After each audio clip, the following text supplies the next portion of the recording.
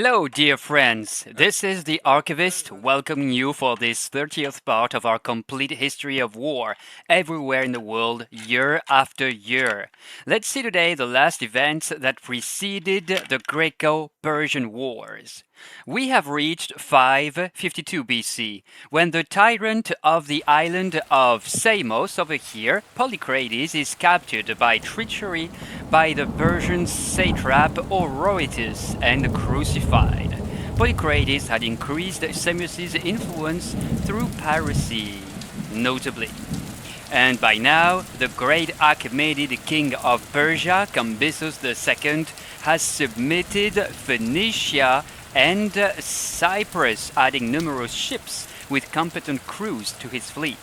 He dies this year too, and his elder brother, Bardia, neglected by their father Cyrus II once ago, takes the throne during the summer for a few months only, as he is soon overthrown and killed by General Darius. And no sooner than that, the new Persian king has to deal with a Babylonian revolt from one Nebuchadnezzar III. In truth, most Persian provinces, the satrapies, rise against their ruler, and he has to fight on multiple fronts at once. In Elam, both rebels Hakina and Martia are defeated and killed, and Nebuchadnezzar's turn comes in December. He's beaten at Zazanu on the Euphrates, close to Sippar on the 18th, and then fled with his cavalry. He's besieged in Babylon itself, swiftly taken on the 22nd and executed. And oh my, turmoil is real in Syria, Egypt, Parthia, and Margiana too. Parthia takes its name after nomads of the Dahae Confederacy, seasoned riders like the Scythian nomads.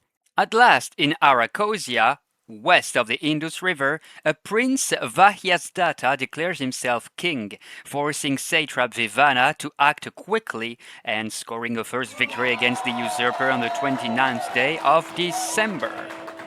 What a way to start the video, right? There was so much stuff to show you on map that I didn't even show you this slide. On screen are Arachosian priests on a relief of Persepolis, bringing gifts to the Achaemenid king. Oh, and there was one more. Sorry.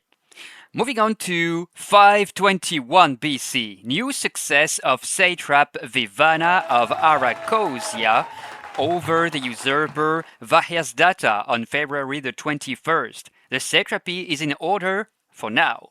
Elsewhere, on May the 8th, in a place called Kunduru, a Persian general defeats Pharoortes, a revolted Mede backed up by the Parthians and Arcanians. Arcanians are from here specifically.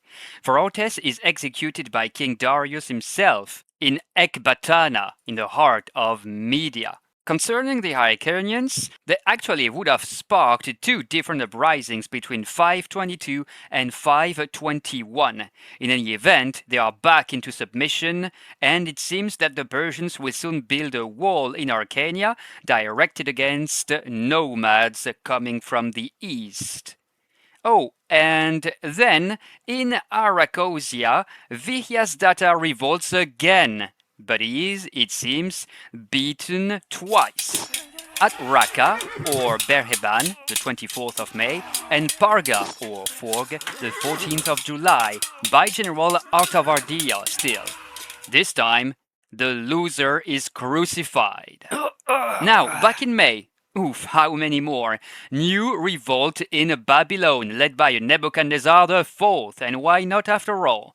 Darius I sends one of his most trusted sidekicks, Interferines, who, in November the 27th, manages to capture Nebuchadnezzar along with 3,000 of his supporters.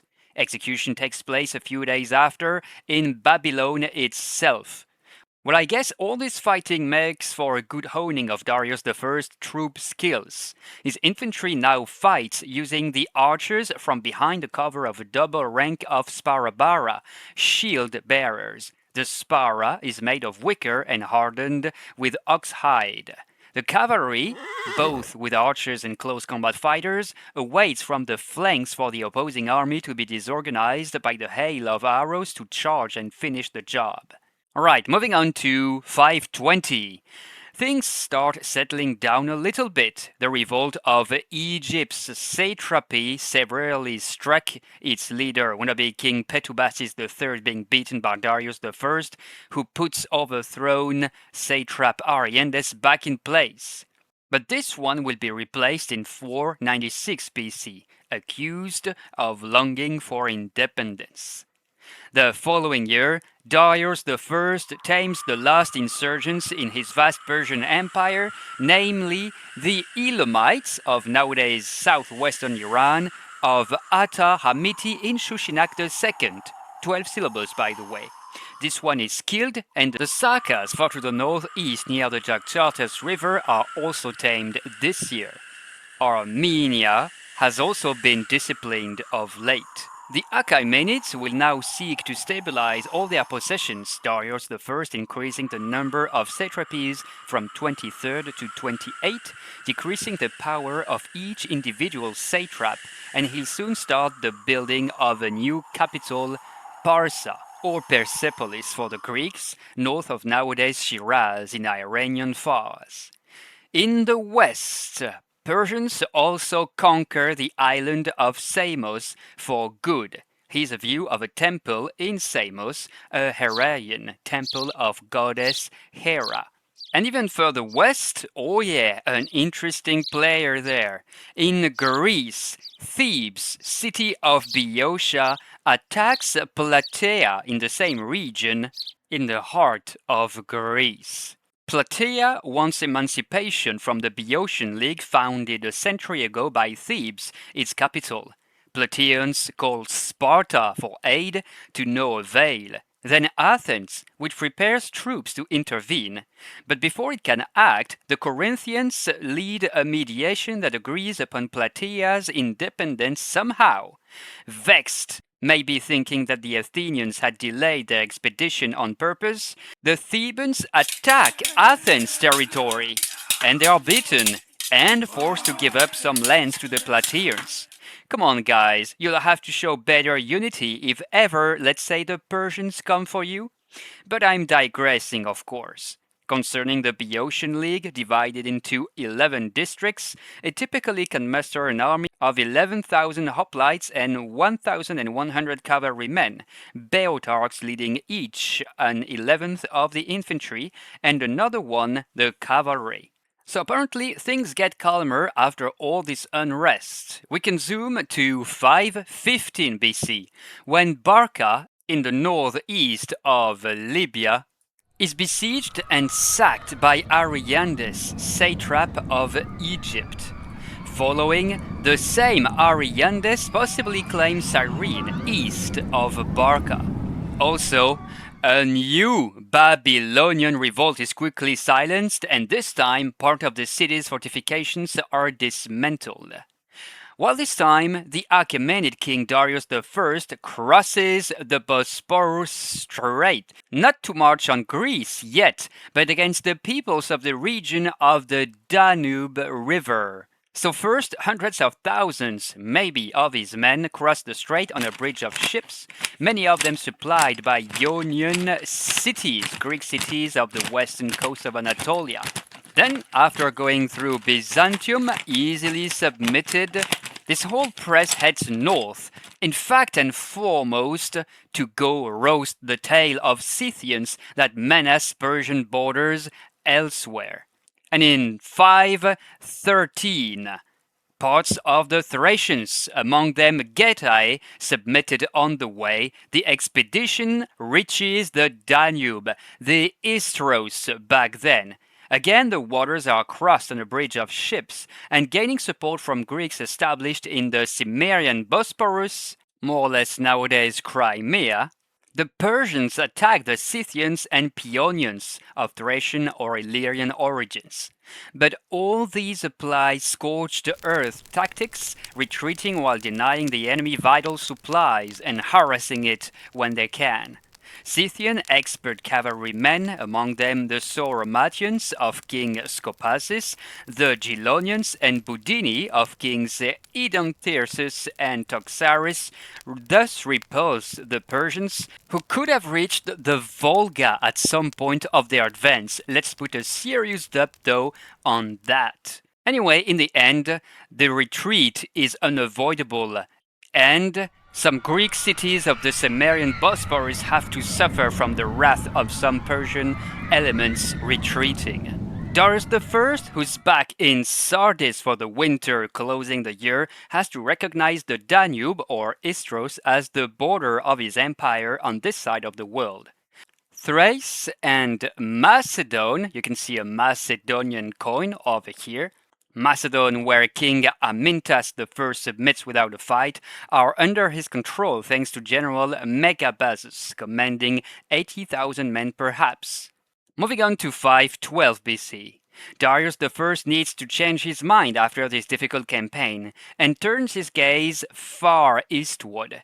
It is said that he secures Gandhara in the Indus Valley, but would that mean that Gandhara and Kamboja satrapies had only been barely established previously?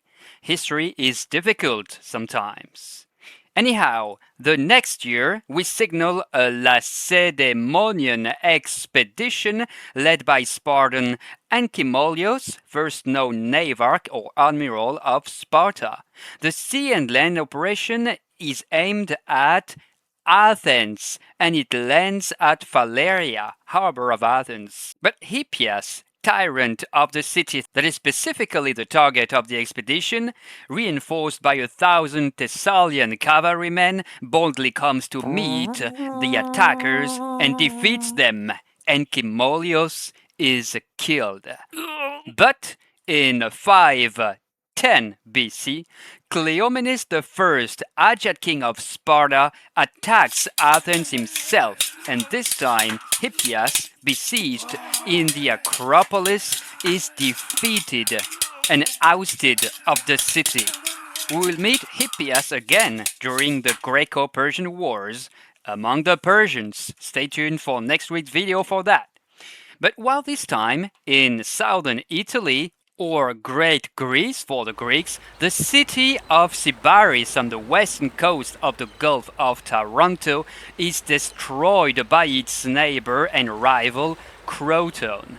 Crotonians might have been helped by Doreus, half-brother of Spartan King Cleomenes I, that just arrived in this region after failing to establish a colony in Libya because of some Carthaginian meddling.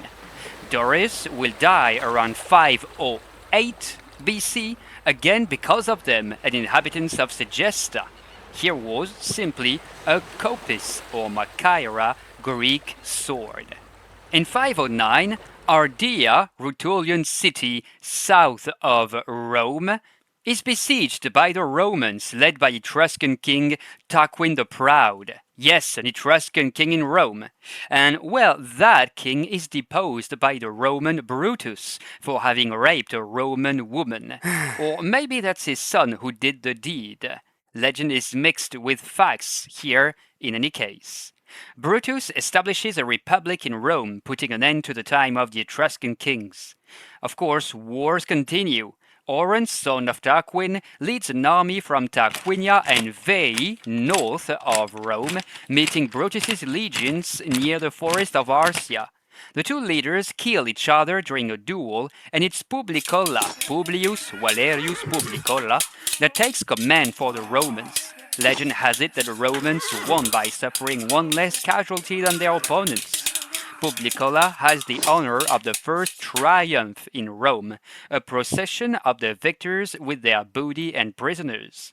Back then, the Roman army is strong of 84 centurias of infantrymen, plus 5 of support, smithies, scribes, and other ordnance roll, and 6 centurias of cavalry. Total, about 9,000 soldiers. This army is divided in 2 legions, each led by a consul, then commanding to 4,200 infantrymen and 300 riders each. Every 5 soldiers are followed by 2 servants, so out of 4,200 soldiers, that makes 3,000 combatants and 1,200 servants. The combatants being paid and still fighting hoplite fashion. And they get to fight again the following year, in 508 BC, for the Etruscan Porsenna, king of Clusium, comes and besieges Rome. Publicola is hurt and the city probably falls, despite the heroism of some legionnaires like Horatius Cocles and two of his companions holding a bridge alone so that the others have time to destroy it and delay the enemy's advance. But as Rome ignores the peace treaty, possibly very not favorable to it, Porsenna comes back this year or the next, 505 BC being mentioned too sometimes, entering Latium again, his son Aruns marching against Aricia first. But there, Aruns is defeated by a coalition of Latins and Greeks from Cumae, south of Rome. The Greek force is led by Aristodemos. And Cumae was founded around 750 BC by Euboeans from Chalkis, by the way. And still talking about Greeks, in 507 BC, the Achaemenid king of Sparta, Cleomenes I, intervenes again in Athens, where power is disputed since Hippias was expelled from it. Cleomenes I and the pretender he supports, Isagoras, take control of the Acropolis but must capitulate after a brief siege of the position. They must retire to let Clisthenes, favored by the people, rule. And oh, far from that, in 506 BC, King Hilu of the Wu is located east of China, takes advantage of the fact that the Shu are campaigning northward against the Jin to attack Shu by surprise. Already a successful war leader, Hilu, advised by none else than famous Sun Tzu, occupies the Shu capital. While this time, the Jin, indeed saved by this diversion, falls into a civil war. Better strap this warring states period helmet on, guys. The future will be tough. And while this time, Cleomenes I of Sparta tries a new coup de force against Athens. This is serious business this time, as he enters the Attic or Attica region, accompanied by other king of Sparta, the Eurypontid Demaratus, with an important Peloponnesian army reinforced by Boeotians and Chalcidians. But as they get close to Eleusis, just north of Athens, the Corinthians defect. Then a disagreement between the two diarchs, the kings of Sparta, happens, and Demaratus and the other allies leave the expedition too. But Cleomenes, on his own, so to say, still pushes on. He gets into Athens, reaches the Acropolis, and of course finds himself trapped in it for 2 days before agreeing to retire and go back from whence he came defeated. After this fiasco, it will be forbidden for the kings of Lacedaemonia to go to war together. Chalkis, city of Euboea, is destroyed by the Athenians within the year or shortly after for having sent troops against it, and Athenian settlers are sent to repopulate the place. And it is also this year that a Theban-Spartan fleet is defeated by the Athenians in the Strait of Euripus, which separates Euboea from Boeotia. Thebes, allying with some other Boeotians to make an incursion in the Attic, was maybe trying to get revenge for 519 BC. Back in Italy for 505, with a conflict between the Romans and the Sabines, just like old times, they are neighbors. Publicola's brother, Marcus Valerius Volusus Maximus, that's impressive, or his colleague, Consul Spurius Lartius Rufus Flavus, scores, it seems, a victory in a night combat and receives a triumph for it. Eastward, 504, a brief Ionian revolt of the local Greek cities is quickly tamed by the Persians, a prelude to the Great Ionian Revolt of next video. This is a Ionian soldier of Xerxes I's army here. And to finish, In 501, the Latins, probably helped by the Sabines and maybe more, attack Rome. It's a coalition of 30 tribes or so, led by Tarquin the Proud, the Etruscan. That is, so it seems, kept in check by these stubborn Romans. And the stage is almost set for the first Greco-Persian war and the famous Battle of Marathon. We'll just see the big Ionian revolt before that. See you all in the next video. Thanks for your support and fidelity, friends. Bye bye.